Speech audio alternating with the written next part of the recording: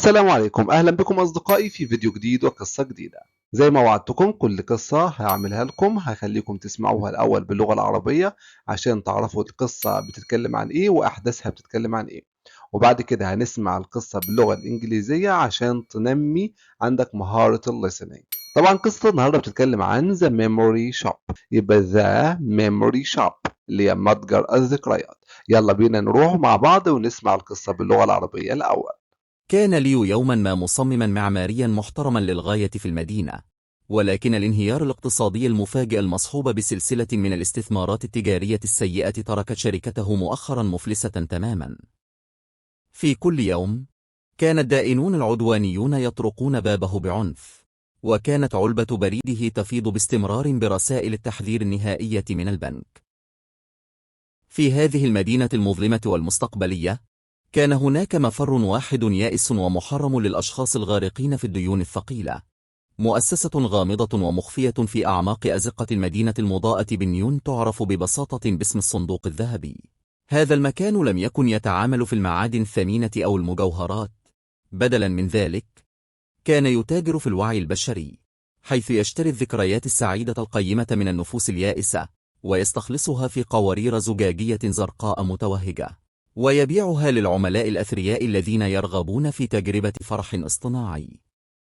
لأشهر قاوم ليو هذا الإغواء المظلم بنجاح، ولكن عندما هدد البنك رسميا بطرده إلى الشارع انهار أخيرا وصار نحو المتجر الهادئ والمعقم.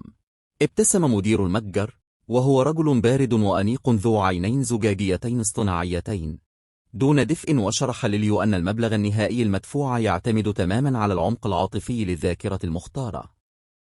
وقف ليو هناك يرتجف كابتا دموعه، وقرر على مضض التضحية بأثمن كنوزه على الإطلاق. ذلك المساء الدافئ والمشمس عند ضفة النهر عندما التقى بزوجته الجميلة كلارا لأول مرة، كان لا يزال يتذكر بوضوح الصوت المشرق لضحكتها الحلوة ورائحة عطرها الزهرية المميزة وموجة السعادة الغامرة التي ملأت صدره في تلك اللحظة بالذات. قام المدير بتوصيل جهاز معدني ثقيل ومطنطن بصدغي ليو بعناية، وفي غضون ثوان بدأ ضباب أزرق مشع ومتوهج يتدفق عبر الأنابيب الشفافة، مغادرا عقل ليو إلى الأبد. وعندما انتهت العملية خرج ليو إلى المطر الغزير وهو يحمل حقيبة جلدية ضخمة محشوة بالنقود، حيث محيت ديونه في لحظة، ولكن فراغا مرعبا ومجوفا بدأ للتو يترسخ داخل قلبه. عندما فتح ليو باب شقته أخيرا في تلك اللحظة بدا المحيط المألوف بأكمله غريبا بشكل يقشعر له البدن. سار إلى المطبخ ووجد كلارا تقف هناك تدندن بنغمة ناعمة بينما تعد له عشاء ساخنا. استدارت على الفور، وأضاءت عيناها بابتسامتها الدافئة والمحبة المعتادة التي كانت تنجح دائما في جعله يشعر بالأمان التام من العالم. ومع ذلك بينما كان ليو يحدق مباشرة في عينيها الجميلتين ظل قلبه متجمدا ومخدرا ومنفصلا تماما. لقد عرف وجهها وصوتها، وكان يعلم منطقيا من صور زفاف ذات الإطارات الذهبية المعلقة على الحائط أن هذه المرأة هي زوجته، ولكنه لم يشعر بأي عاطفة تجاهها على الإطلاق. بالنسبة لعقله المتغير كانت مجرد امرأة غريبة مهذبة تصادف أنها تشغل شقته. وعندما ألقى عليها التحية بصوت جف وخال من المشاعر تلاشت ابتسامة كلارا على الفور، ونظرت إلى أسفل نحو حقيبة النقود الفاخرة مدركة الثمن المأساوي الذي دفعه. خلال الأسابيع التالية حققت شركة ليو المعمارية نجاحا غير مسبوق، مما حوله سريعا إلى أحد أغنى المصممين وأكثرهم نفوذا في المدينة بأكملها. اشترى قصرا فخما ووظف عمالا وقاد سيارات رياضية باهظة الثمن، لكن حياته الخاصة تحولت إلى كابوس حي لا يطاق تماما. كان كل عشاء بمفرده مع كلارا بمثابة تمرين مؤلم ومأساوي على الصمت المحرج. كانت تحاول بيأس التحدث عن إجازاتهم الصيفية الماضية ونكاتهم المفضلة المشتركة وأحلامهم القديمة، لكن ليو لم يكن بوسعه سوى الرد بإيماءات باردة وفارغة. كان يريد أن يحبها مجددا، وحاول إجبار نفسه على معانقتها بحرارة واشترى لها أغلى أنواع الألماس المتاحة، لكنه تعلم سريعا أنه لا يمكن إعادة خلق عاطفة تم اقتلاع جذرها البيولوجي بعنف بشكل اصطناعي. كبر الشعور بالذنب الساحق داخله حتى أصبح خانقا وعميقا، وأدرك أن الثروة المادية الهائلة لا تعني شيئا على الإطلاق دون القدرة البشرية البسيطة على الشعور بالحب، لذلك قرر أخيرا التراجع عن خطئه. جمع ليو ثروته بأكملها، وأفرغ حساباته المصرفية الخارجية، وقاد سيارته بجنون عبر الليلة العاصفة عائدا إلى الصندوق الذهبي. ألقى بحقائب النقود الجلدية الثقيلة على الطاولة الزجاجية، صارخا بهستيرية في وجه المدير ليعيد قارورته الزرقاء المتوهجة. صاح ليو في عذاب خالص: خذوها كلها، لا أريد هذا المال أو القصر أو النجاح بعد الآن، فقط أعيدوا لي ذاكرتي الغالية عن كلارا. فحص المدير شاشة حاسوبه المتوهجة بهدوء، ونظر إلى ليو بتعبير يملأه الشفقة العميقة والمأساوية، وأطلق تنهيدة طويلة. همس المدير: أنا آسف حقا يا سيدي، ولكن من المستحيل تلبية طلبك. في الواقع أنت لم تأتي إلى هنا قبل أسابيع لتبيع ذاكرة لقائك بكلارا. تلك الذاكرة ماتت منذ سنوات عديدة. لقد جئت إلى هنا لأنك كنت مكسور القلب بالفعل. تعيش مع امرأة لا تهتم لأمرها، وبعت ذاكرة نسيانك لها. والذاكرة التي تحاول استعادتها الآن هي الحقيقة المؤلمة بأنك لم تحبها في الحقيقة قط. وقف ليو متجمدا تماما بينما تحطم عقله إلى شظايا. Leo was once a highly respected architectural designer in the city, but a sudden economic collapse combined with a series of terrible business investments had recently left his firm completely bankrupt. Every single day, aggressive creditors knocked violently on his door, and his mailbox was constantly overflowing with final warning letters from the bank. In this dark, futuristic metropolis, there was only one desperate and forbidden way out for people drowning in heavy debts: a mysterious, hidden establishment hidden deep within the city's neon-lit alleyways known simply as the Golden Box. This place did not deal in precious metals or jewelry. Instead, it traded in human consciousness, buying valuable happy memories from desperate souls, extracting them into glowing blue glass vials, and selling them to wealthy clients who wanted to experience artificial joy. For months, Leo successfully resisted this dark temptation, but when the bank officially threatened to evict him onto the streets, he finally broke down and walked into the sterile, quiet shop. The store manager, a cold, elegant man with artificial glass eyes, smiled without warmth and explained to Leo that the final payout depended entirely on the emotional depth of the selected memory.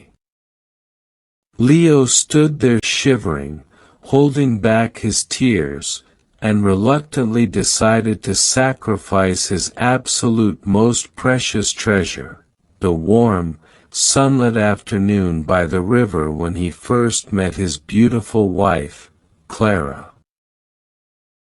He could still vividly remember the bright sound of her sweet laughter, the specific floral smell of her perfume, and the overwhelming wave of happiness that had filled his chest at that exact moment.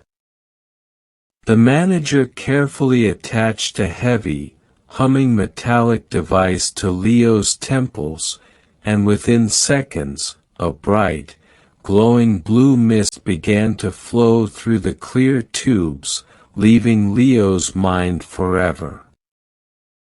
When the procedure was finished, Leo walked out into the pouring rain, carrying a massive leather bag packed with cash.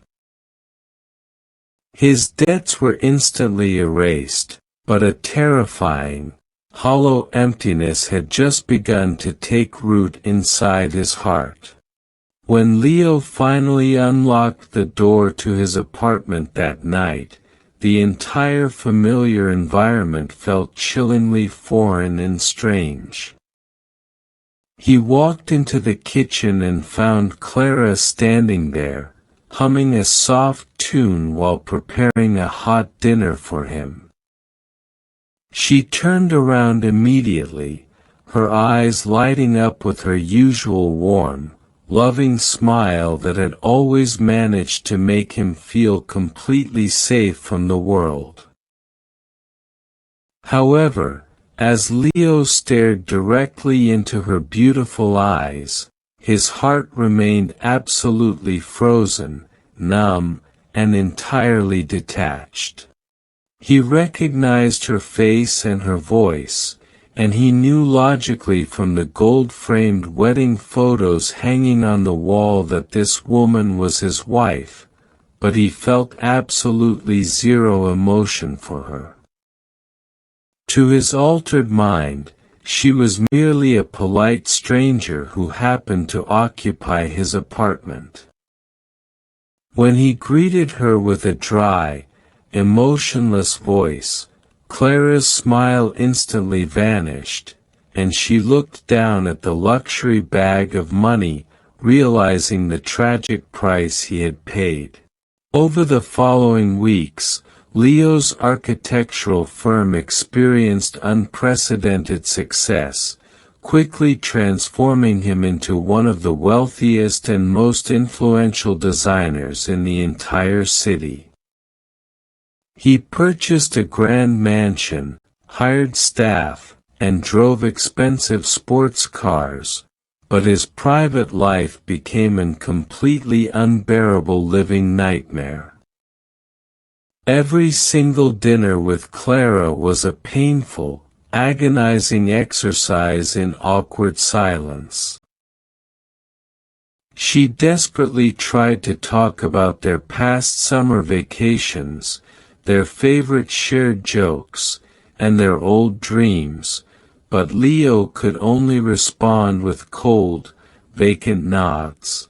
He wanted to love her again, and he tried forcing himself to hug her tightly and bought her the most expensive diamonds available, but he quickly learned that you cannot artificially recreate an emotion whose biological root has been violently ripped out. The crushing guilt inside him grew so immense that it became deeply suffocating. He realized that immense material wealth meant absolutely nothing without the simple human ability to feel love, so he finally resolved to undo his mistake. Leo gathered his entire fortune, emptied his offshore bank accounts, and drove frantically through the stormy night back to the Golden Box. He slammed the heavy leather bags of cash onto the glass counter, shouting hysterically at the manager to return his glowing blue vial. "Take it all back!" Leo cried out in pure agony. "I do not want this money, the mansion, or the success anymore. Just give me back my precious memory of Clara." The manager calmly checked his glowing computer terminal, looked at Leo with an expression of deep, tragic pity, and let out a long sigh. "I am truly sorry, sir, but it is impossible to fulfill your request," the manager whispered. "You see, you didn't come here weeks ago to sell your memory of meeting Clara. That memory died many years ago. You came here because you were already heartbroken, living with a woman you didn't care about, and you sold your memory of forgetting her. The memory you are trying to buy back now is the painful truth that you never actually loved her at all. Leo stood completely frozen as his mind shattered into pieces.